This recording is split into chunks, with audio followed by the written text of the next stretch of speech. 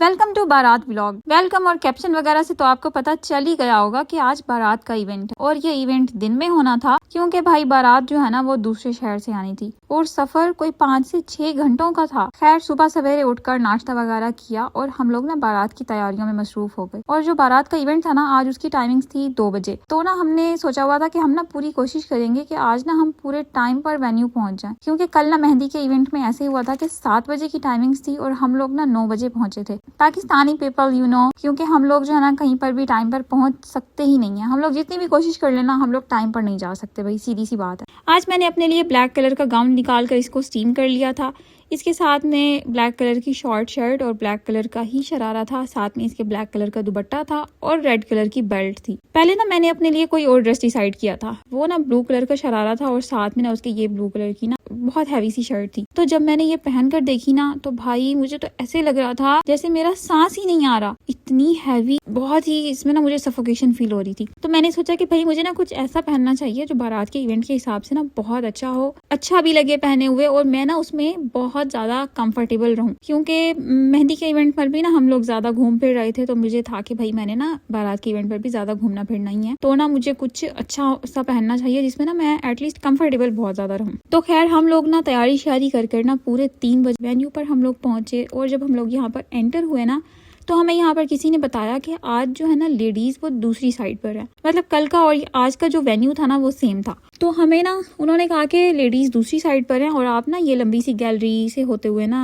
Hall में पहुंच जाएंगे। हम लोग यहाँ से एंटर हुए और अभी हम लोग ना हॉल में एंटर होने ही वाले थे कि यहाँ पर ना मुझे मेरी दोस्त जो कि दुल्हन बनी हुई थी उसकी कजन्स ने बताया कि वो तैयार होकर ना ब्राइडल रूम में आ चुकी है। मैंने यहाँ पर बुरका शुरका उतारा और मैंने सोचा कि पहले मैं जाकर ना उसको मिल लेती हूँ और उसके साथ ना पिक्चर्स वगैरह भी बना लेती हूँ, क्योंकि मुझे पता था कि बाद में ना कोई टाइम शाइम नहीं मिलेगा। तो मैंने ऐसा ही किया, मैं ब्राइडल रूम में चली गई, मैंने उसके साथ कुछ पिक्चर्स वगैरह बनाई, बातें शातें की, उसकी वीडियो वगैरह रिकॉर्ड की व्लॉग के लिए और फिर मैं जो है ना वापस हॉल में आ गई। अब मैंने आकर ना अपने लिए सीट डिसाइड करनी थी कि मैंने कहाँ पर बैठना। तो यहाँ पर ना ऐसे था कि काफी लोग आए हुए थे और बारातियों के लिए उन्होंने कुछ अलग से जगह रखी हुई थी और साइड पर कुछ एरिया फ्री था। तो मैं ना यहाँ इस चिल्लर के पास वाले सोफे पर बैठ गई ताकि ठंडी ठंडी हवाएं भी लगती रहे। खैर आमना भी आ गई थी और मेहंदी के इवेंट की तरह आज भी इसका मेकअप जो था ना वो मेरे जिम्मे था। पहले मैंने उसका मेकअप शेकअप किया और थैंक्स टू आमना इसकी वजह से मेरी मेकअप स्किल्स जो है ना वो काफी हद तक पॉलिश हो गई हैं। मुझे ना अपनी ड्रेस की फुल वीडियो बनाने का कोई सुनहरी मौका मिला ही नहीं। यहाँ गैलरी से आते जाते हुए ना यहाँ पर रास्ते में एक गंदा सा शीशा रखा हुआ था जो कि आधा गंदा था और आधा साफ था। तो मैंने सोचा कि चलो मैं ना इसी में ही वीडियो बनाकर ना खुश हो जाती हूँ, एटलीस्ट कोई वीडियो बनेगी तो सही ना जिसमें मेरा ड्रेस फुल नजर आ रहा होगा। अच्छा, बारात का इवेंट ना मेरे ख्याल से आज काफी जल्दी खत्म हो जाने वाला था।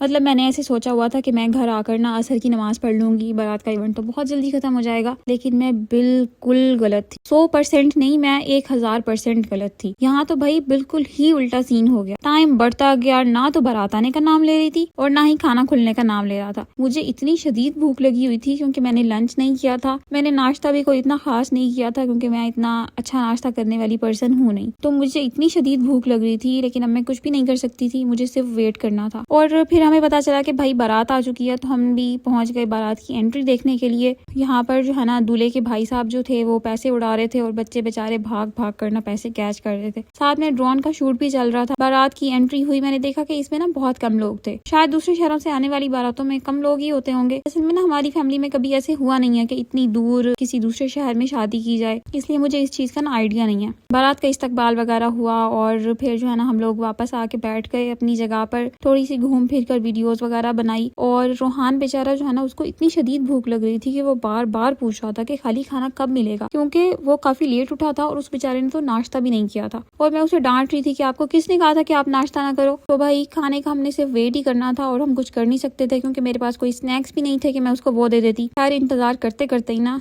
5:30 के करीब हमें खाना मिल ही गया। सबसे पहले जाकर मैंने जो है ना वीडियो रिकॉर्ड की क्योंकि मैं जो है ना पास ही बैठी हुई थी। उसके बाद मैंने और आमना ने प्लेट्स वगैरह संभाली और हम लोगों ने ना खाना निकालना शुरू किया। अच्छा, आज ना ऐसे हुआ था कि ना सालन में ना बीफ था और मेरी अम्मी बीफ नहीं खाती होती, तो मैंने ना अपने आमना और रोहान के हिसाब का सालन निकाला था। लेकिन जब मैं टेबल पर आई ना तो उन लोगों में से किसी ने बीफ चखा तक नहीं और ये सालन जो था ना ये सिर्फ मैंने खाया। जितना मुझसे खाया जा सकता था। और मुझे इतना अफसोस हुआ ना कि आज हमारी टेबल पर भी खाना वेस्ट हुआ। खाना खाते हुए ना साथ में कोल्ड ड्रिंक्स वगैरह भी सर्व की गई थी। सबने अपनी पसंद की कोल्ड ड्रिंक ले ली थी और हमने देखा कि भाई कश्मीरी चाय भी ना सर्व हो रही है। अब इस गर्मी में ना मेरा तो चाय पीने का बिल्कुल भी इरादा नहीं था, लेकिन अम्मी और आमना ने कहा कि भाई वो ना हाफ कप चाय का लेंगे। तो मैंने सोचा कि चलो मैं खाना खा के फ्री हो गई हूँ तो मैं जाकर ना इनके लिए ले आती हूँ चाय। जैसे ही मैं चाय लेने गई ना तो मैंने देखा कि दूल्हे भाई साहब की ना एंट्री होने लगी है। तो वहाँ पर सालियों ने रास्ता रोक कर ना वो कोई पैसे शैसों की डिमांड की हुई थी। तो मैंने वहाँ पर ठहर कर छोटी सी वीडियो रिकॉर्ड की और मैं वापस आकर बैठ गई, क्योंकि मैं इतनी थक चुकी थी सारा दिन चल चल कर कि अब ना मेरे पाँव ना इतने थके हुए थे कि मुझसे मजीद खड़ा हुआ ही नहीं जा रहा था। इसके बाद हमें पता चला कि अब जो है ना हमारी ब्राइड की एंट्री होने लगी है और हम लोग फिर उसकी वीडियो वगैरह रिकॉर्ड करने के लिए पहुंच गए। 2 मिनट का रास्ता और उसको फोटोग्राफर भाई साहब ने ना 20 मिनट का बना दिया।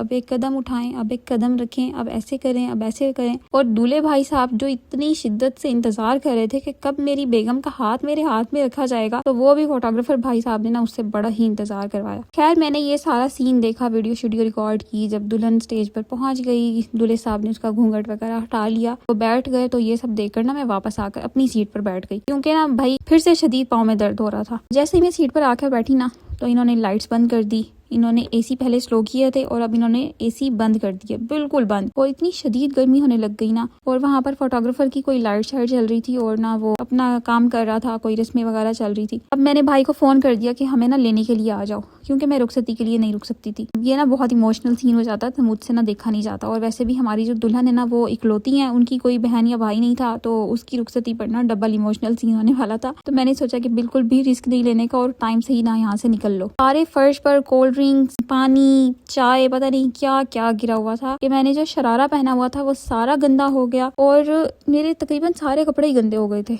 और मुझे इतनी खौफ तो हो रही थी कि मैं कब घर पहुंचूंगी और मैं जाकर ना कपड़े चेंज करूंगी। खैर हम लोग बाहर निकल आए। दूल्हे भाई साहब की गाड़ी शाड़ी यहाँ पर रुकी हुई थी, उसकी मैंने छोटी सी वीडियो रिकॉर्ड की। और फिर मेरा भाई हमें लेने के लिए फाइनली आ गया था। गाड़ी में जाकर बैठे, आमना को भी लेने के लिए आ गए थे। आमना भी अपने घर की तरफ रवाना हो गई और हम लोग भी अपने घर की तरफ रवाना हो गए। दोस्तों से इतने सालों के बाद मुलाकात हुई थी और वो भी शादी के बहाने।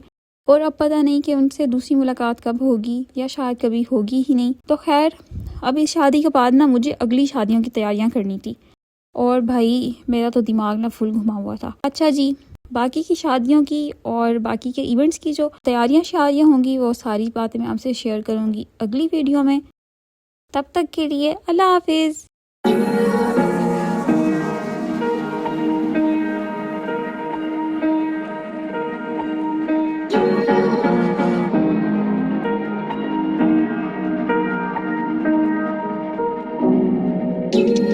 Where you look, where you touch, where you feel, yeah. Where you look, where you touch, where you feel, yeah. Yeah, yeah, yeah. Can we talk about me and you? Can we talk about the truth? I wanna know, I wanna know.